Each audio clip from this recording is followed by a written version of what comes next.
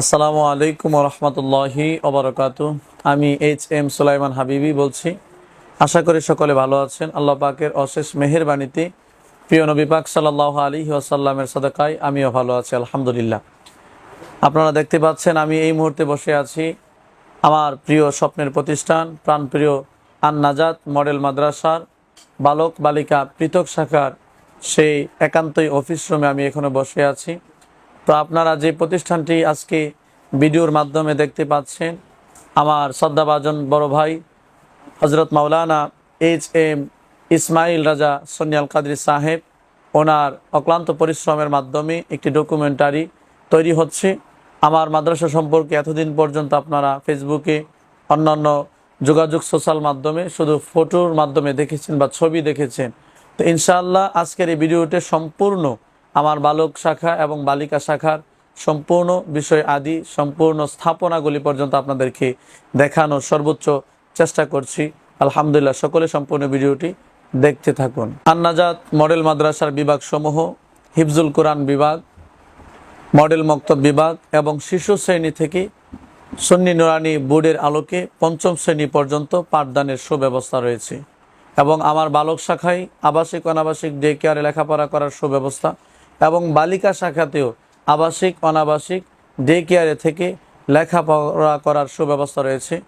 আমাদের দেশের প্রত্যন্ত অঞ্চলগুলিতে দেখা যায় যে আমাদের দেশের প্রচলিত মাদ্রাসাগুলিতে দেখা যায় যে শুধু হাফেজ হয়, হাফেজ হওয়ার পরে পরবর্তীতে কোনো বাংলা লেখাপড়া স্টুডেন্ট আর করতে পারে না। হয়তো তার বয়স বৃদ্ধি হয়ে যায়, নয়তো বা তার বয়সের ঘাটতি থাকার কারণে পরবর্তীতে তারা বাংলা লেখাপড়া করা হয়ে ওঠে না, যাতে করে সে হাফেজ হওয়ার পরেও নিজেকে অনেক ছোট মনে করে, দুর্বল মনে করে তার জীবনটা পার করতে হয়, নয়তো বা শেষ বয়সে সে প্রবাসে চলে যেতে হয়। কিন্তু আমার মাদ্রাসায় এমন একটি পরিবেশে তাদেরকে লেখাপড়া করানো হয়, একটা ছাত্র পরিপূর্ণ কোরআনের হাফেজ হওয়ার পাশাপাশি সে শিশু শ্রেণী থেকে ধরে নার্সারি প্লে হয়ে তারপরে প্রথম দ্বিতীয় তৃতীয় শ্রেণী উত্তীর্ণ হয়ে পঞ্চম শ্রেণী পর্যন্ত ছেলেটা হাফেজ হওয়ার পাশাপাশি প্রাথমিক লেখাপড়া কমপ্লিট করতে পারবে, যাতে করে দেশীয় এবং রাষ্ট্রীয় আইন অনুপাতে যেমন করে আগেকার সময় জন্ম নিবন্ধন 2 নাম্বারই করে বানানো যেত, লেখাপড়া করার সুযোগ ছিল। কিন্তু এখন কিন্তু মন গড়া মতে বয়স বেড়ে গেলে এটা আর কমানোর কোনো সুযোগ হয়ে ওঠে না,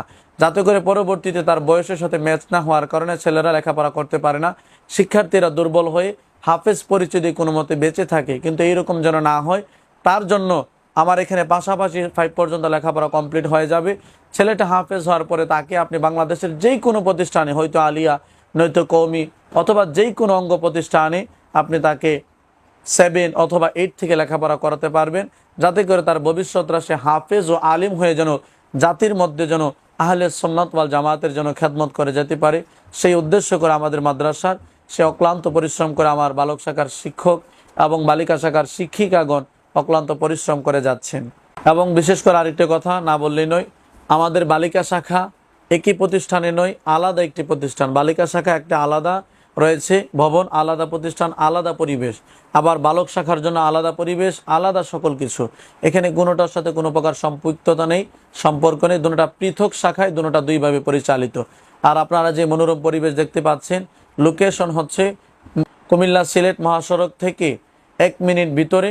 জায়গাটির নাম হচ্ছে কাঠের পুল নতুন বাজার। কাঠের পুল বাস স্টেশন থেকে কাঠের পুল নতুন বাজার পায়ে হেঁটে আসলে 1 থেকে 1 মিনিট সম্ভবত লাগে, আর গাড়িতে আসলে আরও কম সময়ের মধ্যে পৌঁছানো যায়।